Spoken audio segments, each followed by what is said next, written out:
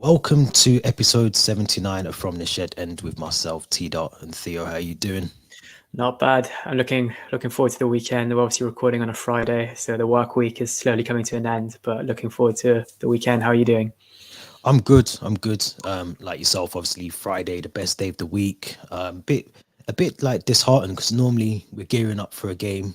We've got some sort of something to look forward to at the weekend, and there is a lot of football happening over the weekend with the FA Cup and other European leagues still kicking off over the weekend. But Chelsea not playing just doesn't feel Yeah, right, especially in this time of the FA Cup where if it's only the fourth round, we should still be in it. But yeah. all I was being looking at said, the Fulham website today to get a ticket to Fulham Sunderland because I just want to watch some live football again. I yeah, miss it. yeah, there should be some of it. Surely there's some available Yeah. still, yeah. And it's not too far. I mean, it's stone's throw from you, isn't it? So it's yeah. I mean, if you can get there, then get there, definitely 100%. But before we get into the episode, if you haven't done so already, make sure you hit the Linktree link in the description. As you can see, our social accounts are also on the screen if you want to make sure you're following those before you leave. Also, subscribe to the channel as well, and make sure you give the video a thumbs up before you leave as well. But we are going to be talking transfers. We're going to be talking ins, outs. Yeah, there's a lot to talk about, a lot to cover. I want to start off with an outgoing potential, someone that kind of is splitting the fan base at the moment. I've had a lot of rants about this player over the last couple of, you could say, weeks, months, whatever. But Mason Mount, a player that has been heavily linked in the past, let's say 2 weeks, with Liverpool of all clubs. There's been a speculation that he's had secret discussions with the club and the owners there about a potential move.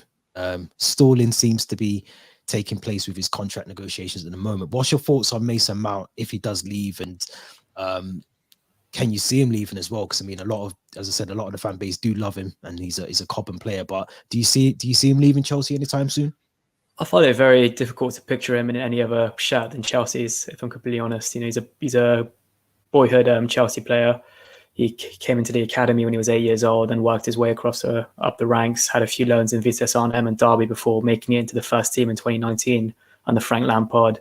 We've got to remember how important he was in those earlier seasons. I think back-to-back player of the season for us in 2021 and last season, 2022 as well. The one thing I will say is that players shouldn't be immune to criticism. I think you picked it up perfectly on the last recording. When Mendy was having a poor period, he was criticised. Same with Kepa, same with Cucurella, same with Aubameyang. All these players that performed poorly, they've been criticised. And Mason Mount, got to say, it's been poor this season. As soon as his goals and his assists start to dry up, you do start to wonder, what does he offer in the team? And I do kind of feel like this season he's really lacked goals, he's lacked assists, and then you start to wonder, like, what does he offer on the pitch other than his goals and assists? So I do think if he really wants to play for that big contract, like the one that Reece James got, which was a whopping £250,000 a week contract, then he's got to start performing like Reece James. But that being said, I think we picked up on this as well on the last podcast. When you start seeing players like Chukwuemeka get, I think, 100,000 a week, and he's still on, I think, under that. Then you start to make comparisons with your peers and your other players and teammates, and then you start thinking, I'm playing more than him, I'm performing better than him, I deserve a better contract. But yeah, you put it up on the screen there. Liverpool seem keen on him and are keeping an eye out on him. I'd hate to see him at Liverpool. You'd feel like he'd fit in there. He kind of, with all the injuries they have and kind of the midfielders kind of outgrowing their roles or kind of getting a bit old, then you feel like he'd be the perfect player for Liverpool. So I'd hate to see him there. But that being said, he just needs to step up this season, especially the competition that we've picked up in the transfer window this January with Mudryk and Madueke. There's still talks about another midfielder coming in. So yeah, he definitely needs to step it up a gear. And I think I agree with you. I think that's right. I think in terms of Mason Mount, I think you can definitely say back-to-back player of the seasons were justified. He played out of his skin. He practically carried the team to an extent under Frank Lampard, especially. And I thought he done really well. But not to say he doesn't warrant a new deal. Of course he does. And I think the money isn't ours. It's not my money that's going into the club. And theoretically, in terms of me offering the contract, it's not my money that's paying his wages. But I mean, I just think, if it is a case that he's not happy, which is the massive rumor that he's not happy at the club, he wants out. he hasn't had a good time with the fans over the last couple of months, and he's been heavily criticised by many Chelsea fans as well. If what we're hearing is true, obviously Liverpool are heavily keen on him. I agree with you. Jurgen Klopp, I feel, should he stay at the club as well, we'll get the best out of Mason Mount. Not to say that Graham Potter can't do that, but I do feel sometimes as well it's good for certain players potentially to go on and have a new challenge. And I said that on the last episode that I think, for me, Mason Mount is a player that has got potential. He's got a lot of potential. I just don't know if he fits into Graham Potter's system. And, we've seen that a lot. He's been played out. He's not played in his natural position for not even just under Graham Potter. You could say under, at times Thomas Tuchel. He wasn't played in his natural position. He's played more on the wings, which doesn't really suit his football. And if that's the football we're trying to play, it might just be that he doesn't suit what we're trying to do. I think it'd be really stupid to sell to technically a rival, who Liverpool still are. It just wouldn't make any sense to me, and I part of me would be very surprised if he ends up at Liverpool. I still think he's going to go to Man United. I think Man United would probably be a team that he could go to. I just don't see him going to Liverpool, but the fact that they're keen on him, the fact that they need someone of that sort of profile to fit into his team as well. I mean, it would be scary to think about, when we do see Diaz fully fit, Nunes, who potentially will, be better than he is this season. Gapco as well, another one. He's obviously got Curtis Jones there to play off as well. There's a lot of good things about Liverpool that they're, you look at their front line and their attacking midfielders, they're really good.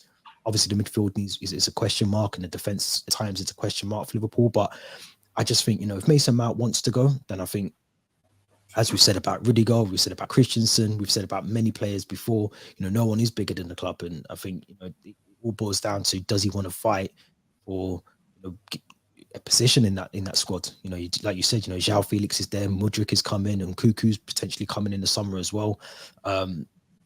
Weke, who you just mentioned. So there's loads of players in and amongst the positions that he's potentially looking to try and play in, where you could possibly say there's players ahead of him as well. So it's a tricky one for me. I personally, I wouldn't want to see any player go, especially someone who's come through the ranks, come through, as a graduate from Cobham into the first team. But it just seems like there's something that keeps bubbling away with this story that makes me think there's some truth to it, that he might end up going. But let's talk about Moises Caicedo, who is there. I nearly fell off a chair earlier on this week when I heard that Brighton won 100 million for him, which I think they probably paid less than 10 million probably for him. I'm not sure what they got him for, but talk to me about Moises Caicedo to date. It's been documented over social media and sports outlets that Arsenal have had a bid of 60 million rejected.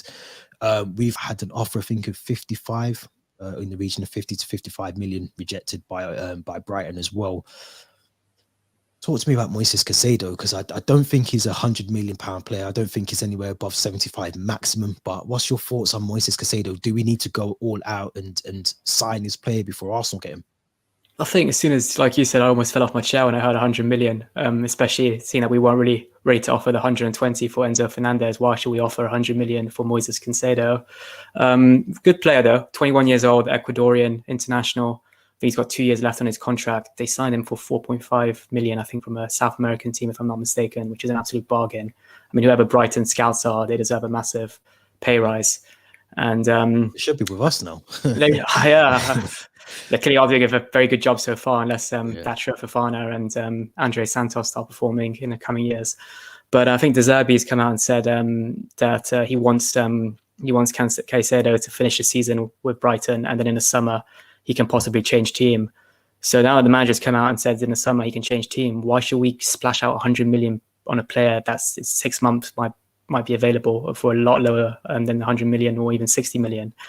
You do wonder if Bowley's going to do the same thing that he did with Mudryk. As soon as Arsenal show a bit of interest, he might swoop in and hijack the deal.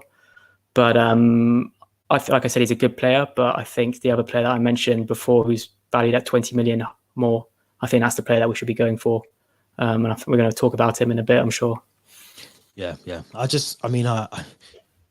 thing about the two, as I said, we're going to talk about Enzo soon, but the thing about both of those players is we know what Moises Caicedo can do in the Premier League. He's already come here. He's done it. He's done it in a team that you could say, on paper, Chelsea have got the better squad.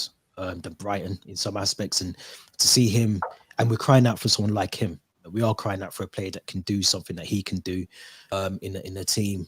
I think now that Arsenal are sniffing around, they're involved, they're trying to get a deal done. I think this might put alerts onto Todd Bowley, and he might try and go all out, which worries me a little bit. Are Arsenal just doing this because they know that we're after him? They have potentially have no intention really going for him. I think sometimes that happens with clubs. They sort of pretend that they want the player just to see that the value goes up slightly. Show a bit of interest, and the club that does want him has to pay slightly a bit more. So this could work in Brighton's favour. But De Zerbi's coming out and saying that this is a player that can potentially leave at the end of the season, or we want him just to stay out this season. I don't know. I don't know how I feel about that. I'm surprised that they valued him so high. And you think Trossard went for a good amount of money to Arsenal already. Cucurella, I think, was 47.5 or 48 million, something along those lines as well. So to value him so high for the value that they got him for as well, to bring him in for so low, it just seems like they've priced him out of a move, in my opinion. Yeah, I'd have to agree. Such a big fee for a player that's only had 2 years in the Premier League. Maybe, like you said, that Premier League experience might, contribute to his value being so high. But I do kind of worry that because Arsenal are showing interest, like you said as well, we'll just swoop in and try to do something with the deal. But it just seems like we've got 3 options right now in midfield, being Enzo Fernandez, CAICEDO, and the recent links to ONANA from Everton. I think the way I listed them is the kind of order of how willing or kind of our first, second, and third choice are. But then again, I don't want to just splash out money in a player that's a second choice when we can maybe wait into the summer and have more better options, or Enzo Fernandez at a better price. So I think patience is also quite key, rather than just panic buy or kind of splash out a ridiculous sum of money in a player that maybe, like I said, we could get cheaper in the summer. And I feel that's what we're going down that road again, where we were in the summer, where we're not afraid to pay over odds for players. The Cucurella one's probably a good example of that, even potentially Raheem Sterling for what we did pay for him. But I don't want to be, I don't want my pants being pulled down by a deal that, like you say, it's not worth it, in the long run.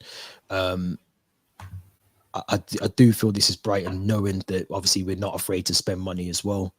We spent money on previous players for, even looking at Koulibaly's fee, when you think about it, for the player and the age that he is, it's still quite high.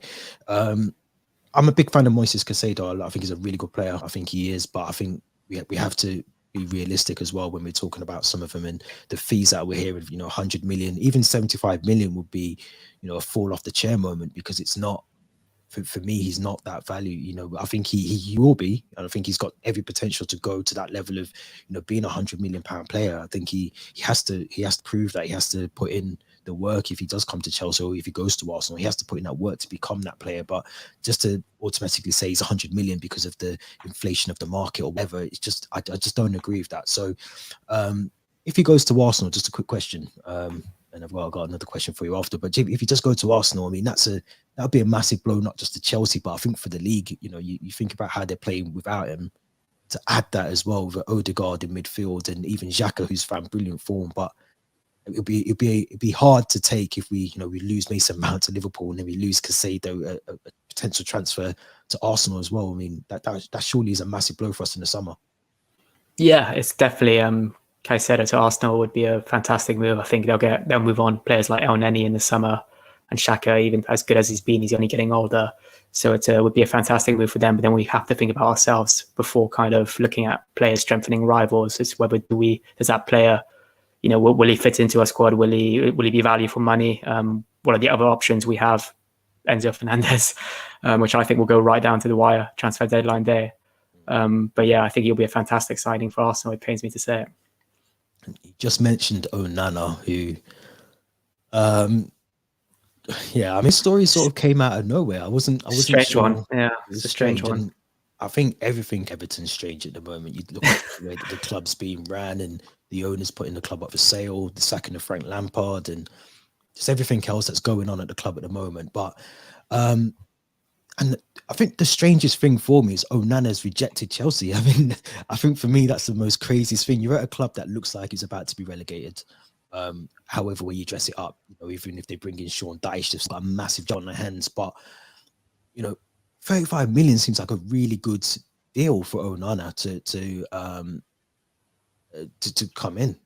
Sorry, that's for Gusto, but I think it's in the same region for Onana. I think it was around the 30 million for Onana as well. But I don't know. I think he's a really good player, and I think the Everton move was always going to end bad for him. What's your thoughts on Onana? First of all, rejecting us, but would you have liked to see him come to Chelsea? I think he's been the one player at Everton that's done himself justice this season. He's looked quite good when he has played. Obviously, it's been a very poor Everton side, so it's quite hard to perform when you're surrounded by kind of poor quality players. And the way the club is run has been appalling this season and the last couple of seasons, in fact. But like I said, this one would scream panic buy, in my opinion. It would really scream panic buy.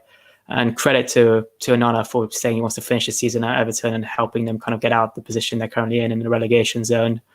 And I think also I read that one of the reasons that he might stay at Everton is because no Chelsea players want to go in the other direction. If there was to be kind of some kind of swap deal, I think there's been talks of maybe Hakim Ziyech, maybe one of the youngsters. I think Harvey Vale's come back from his loan at Hull City, so I think he was maybe another one that could have potentially gone out and loan.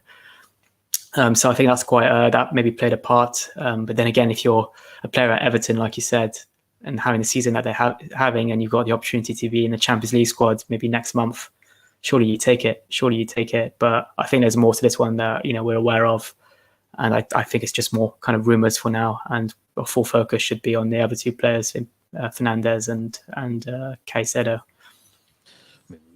We talk about Fernandes on here a lot, and every time I think about him, I just think it's what we need. Yeah. It's what we need at the club. It's what you just ranked him as the top player that we do need to bring in, and I agree with you 100%. I think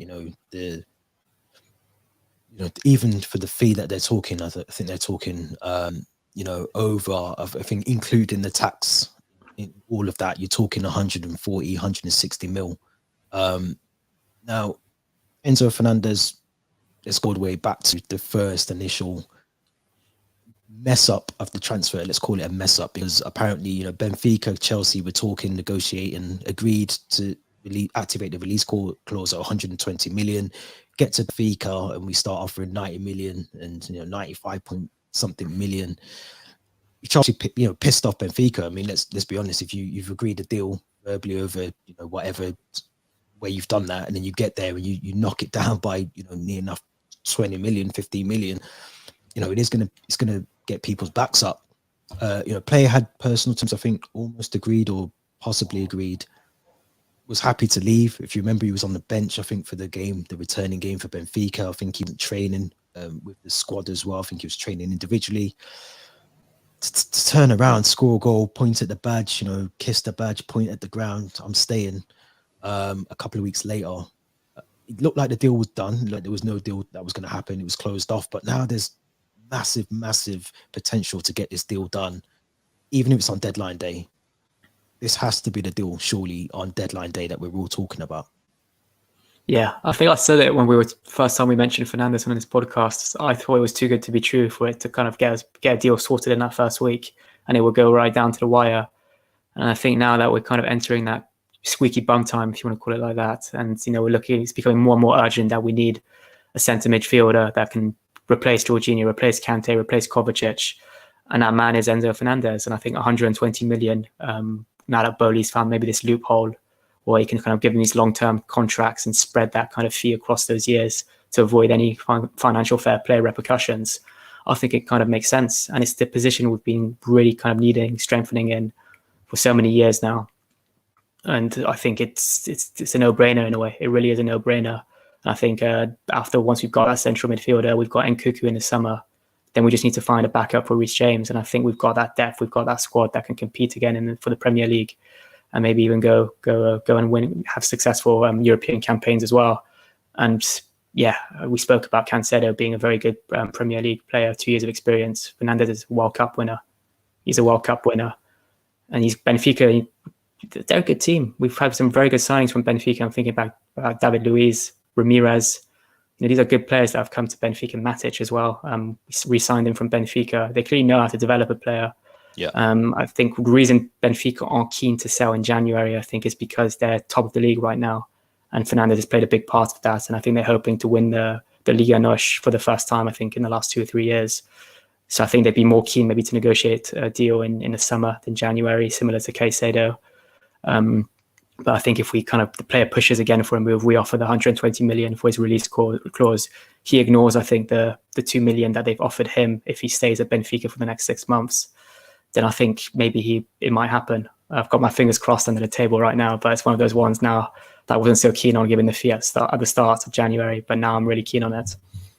Yeah, you're more positive than me. I think the more I read into the deal or the possible deal, you mentioned the contracts. I think that's a massive thing. The fact that, in summer we won't be able to offer, an 8-year deal. I think they're capping. I think UEFA introducing something because of the way that we've done like the Modric deal and other deals that have happened over the last couple of weeks. They're capping it, I think, to maybe 5 or 6. I think even that's exceptions at 6 years. So in the summer, I can see loads of clubs wanting this player, likes of Liverpool, the likes of maybe Real Madrid, even though they don't need it. They're always in the mix. PSG, there's going to be so many clubs that potentially will want him.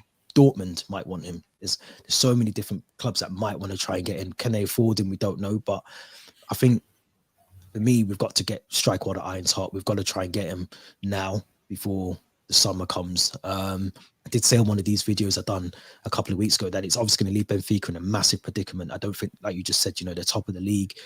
They're in pole position to try and win that in how many years? I think it is about 3 or 4. So it'd be a massive loss for them to lose such a quality player in the middle of a season. It just I suppose from their angle, they are being selfish. They want to look after their own club, and their position hasn't changed. They've always said 120 million. We don't want it spread over, this sort of ridiculous 8-year deal, or we want the cash up front. We don't want to be paid in over the years, as Todd Bowley's structuring a lot of these contracts at the moment. That's, I think, again, linking into the financial fair play discussion as well. If we don't pay up front, then we're good. We're technically looking at, we pay 10 million a year on the books. So we're good in that aspect. But if we're having to pay 120 million up front, and it shows on the books that we're paying 120 million, it's going to, we're talking transfer ban. We are talking along those lines. It's happened to us before. So I think it's a thin line. And I think if we can try and get this deal done on the old way of doing it over the 8-year deal, Benfica are happy.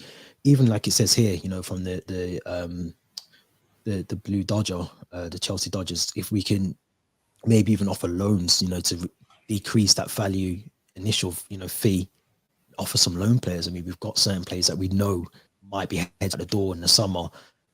Why not try and negotiate that out in this winter window and try and get them out the door slightly earlier, maybe with the option mandatory fee to buy them at the end of the season as well. So I think there's options there, but I just think, I mean, on deadline day, this is the one that I would see come through, and I don't really want to see an ONANA or even a Moise Caicedo. I mean, I think for the fee that they're talking, I think it's just, let's concentrate on spending the money where we know we're potentially willing to take a hit. And I know it sounds easy, but we're willing to take a transfer ban if it means that, we've got most of the signings in that I think we wanted to get in this window. So I think we were ahead of possibly schedule in terms of the transfer planning and the strategy. But I'm definitely along the same lines as you. I think this has got to be a top priority for us in the next couple of days or so.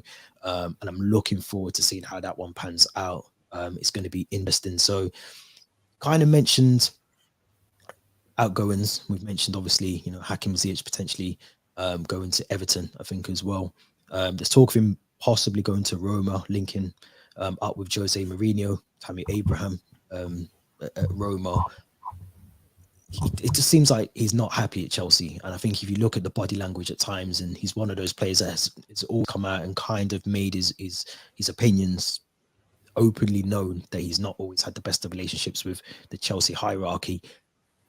It seems like probably the one key sign, and I think that might leave, if not in this window, in the summer window. What's your thoughts on Ziyech if he does go? Yeah, I think if a player does leave Chelsea in January, it's going to be Hakim Ziyech. And I think if it doesn't happen in January, it'll probably 99% sure happen in the summer, I think, given the players we've signed, Sterling and Pulisic coming back from their injuries. Like I said, I think the last couple of games, he's been one of our best players. He's been the one that looks like he wants to get the ball in the box alongside Thiago Silva. He actually looks like he wants to create a chance. We know how good his left foot is from set pieces and corners. That being said, is he playing well because he wants to push for a move? He wants to impress other teams abroad, or even Everton if they're supposedly want to take him? Or is it because he wants to prove to Potter that I'm your man that can do a job for the rest of the season and get back into your team? I don't know which one of those two is. Most likely the first one. A loan might be sensible, but then if we are going to sell him, then just get him off the books. Get him off the books. Get his wages off. I think Roma, they look like they're going to sell Zaniolo this window. Yeah. So maybe that means that they can bring in a player in Hakim Ziyech. I still think we're kind of short at the moment of depth. As soon as we lose Pulisic and we saw Felix being suspended, I think more injuries will happen. Sterling is injured. I think the front three we had against Liverpool are kind of the logical choice in Havertz, Ziyech, and I think it was it Mount? I think it was Mount, and then Mudryk came on. And I do think we have to be sensible. Obviously, we've got Fofana, we've got Andre Santos. Whether they're going to play a part until the end of the season, I don't know. But he is definitely someone. He's definitely someone that's an option that can do something. But I do want to see a bit more consistency of him, and also, like you said, I think his attitude is relatively poor, his body language sometimes, and that can let him down at times. I never felt like he really created that bond or rapport that other players have with the fans either. I think even you just look at his Instagram, half of his Instagram photos are him on yachts in Miami or this, and it's not really him wearing a Chelsea shirt thanking the fans or anything like that. He's got that kind of Romelu Lukaku vibe about him. But yeah, I think this was another one that might be interesting to see how it pans out, and another maybe deadline day move if he does decide to leave. You've mentioned the big beast that is Romelu. I mean, I can't believe I'm going to say this, but obviously we're talking about ins and outs and transfers, and I think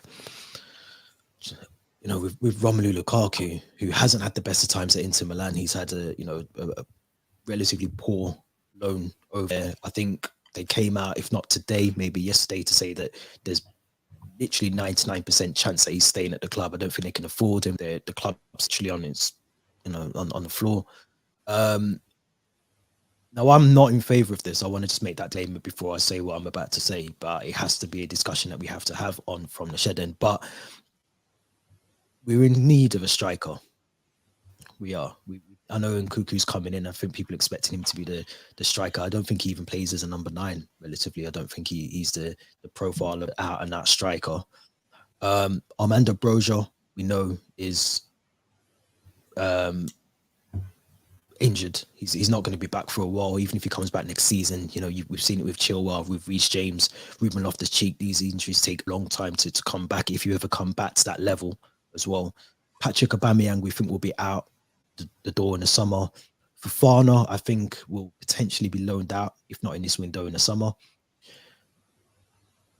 There's a massive question to say, does Romelu Lukaku have a way back into Stamford Bridge? Good relationship with Todd Bowley. Didn't have a good relationship with Thomas Tuchel, who's now left the club. You think about Mudryk, you think about João Felix if we keep him, and you think about Nkuku, you think about Madueke, you think about if Mason Mount stays, the amount of service that he'll get into the box.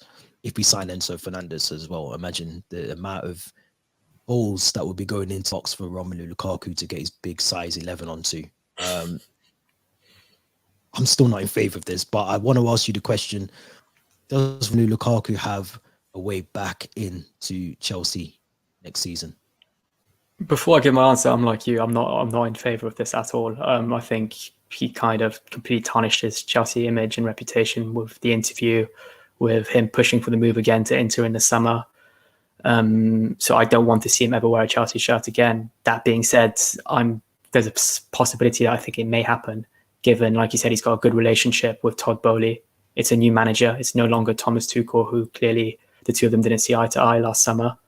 And before he went to Inter, I think he had crunch talks with Todd Boehly that went really well, apparently. I think they spoke about him as a player, and he said that Todd Boehly looks forward to working with him. And then I think Inter came knocking and he went to Inter. So if he does come back to Chelsea, he's established that good relationship with Todd Boehly. It's a new manager. We clearly haven't really had a striker that's worked out in the last 2 seasons. So it gives him another, role to fill in. And Cuckoo, like you said, maybe not the most natural number 9. And we see with Bundesliga strikers that we've signed in the past, it does take them some time to adapt. Werner, Havertz. So I think it's a possibility, but I don't want it to happen. I just don't. He really irritated me last summer. He frustrated us all. And we've got to remember, he hasn't been playing well this season. He hasn't been playing well. I think he's got 2 goals at Inter so far this season. He's been injured. We don't need another player that's just going to sit in the treatment room. We need someone who can play games 90 minutes and score goals for us. And that's not Romelu Lukaku right now. That's hopefully an Nkunku. That's what Lewandowski does at Barcelona, what Erling Haaland does at Man City, but not Romelu Lukaku. So no, thank you, Romelu. Stay in Milan, stay in your beloved Nerazzurri, but we don't want to see you back at Chelsea. I agree with everything you said, and you've basically summed it up. I don't want to see him back. I don't. And my only flip side of that is an asset to Todd Boehly. He's obviously on I think, massive wages. My worry is, how are we going to recoup the 97 whatever million? We're not going to do that. Who's going to take him on loan and still afford to pay his wages? I can't see any club that wants him or will want him. United, I think, will be potentially looking at maybe Harry Kane if he doesn't sign a deal. So they won't want him. City don't need him. You look at other European clubs, you look at Barca, they've got Lewandowski now. Real Madrid have got Benzema still. I just don't see where he goes. And I don't, if Inter can't afford them, even AC, they've got their strikers there. They're okay. They've got Giroud, they've got other strikers they can use up front. I just don't see where he goes. And I can't see him just sitting around in Cobham, playing, development squad football or just being, put on the bench most. I can't see that. And I think part of me, disappointed myself even thinking this, but part of me thinks he will have a role to play next year. We're not linked with any real out and out. I'm talking number 9, Haaland's, Benzema's, Lewandowski. We're not linked with anyone. There isn't many left really when you think about an out and out striker. My only hope is that Graham Potter has a massive impact and looks at how the treatment was for previous managers and the way that he dealt with things. Lukaku dealt with things at Chelsea in terms of the interview, in terms of sort of being defiant, disobedient in a way towards the ownership and the manager, and even just the chance that even at Chelsea and the way he spat his dummy out. I don't want to see him back at the club, but in a business world, in Todd Boehly's eyes, he's an asset. He's someone that is a massive asset, and you kind of think, does Todd Boehly really care about losing money on an asset that he could potentially earn something off?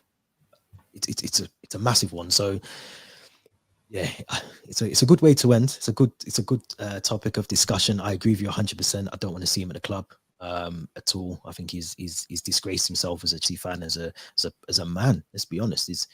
As a man, the way he dealt with stuff was just wrong. So he's not a kid as well. He's in his late 20s or early 30s, I think, now as well.